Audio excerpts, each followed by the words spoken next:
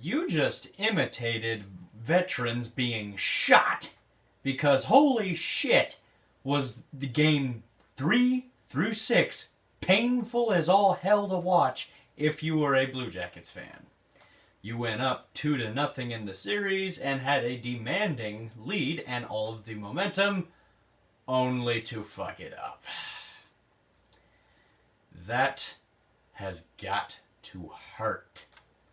Regardless, this was a pretty good season for you guys, and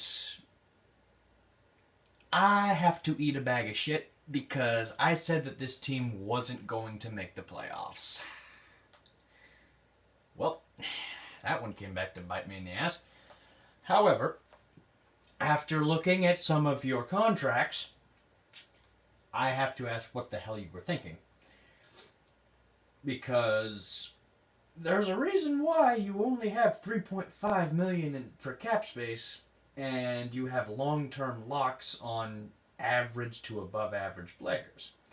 And to make matters worse, when you signed Cam Atkinson to that bloated contract, he also had a no trade clause in there, so good luck getting rid of that ridiculous contract. As for your other parts of your core, I mean, they look pretty good. I am not a fan of that defense. However, they performed pretty well in the playoffs, with exception to Game 5. That was a shit show.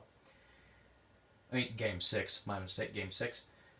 But, this is a pretty good roster as is, but you are in the Metro Division, so you may want to make moves to sign a scorer.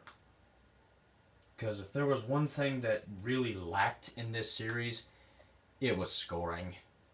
You could barely keep up with Alex Ovechkin just carrying his team to the second round of the playoffs for another year.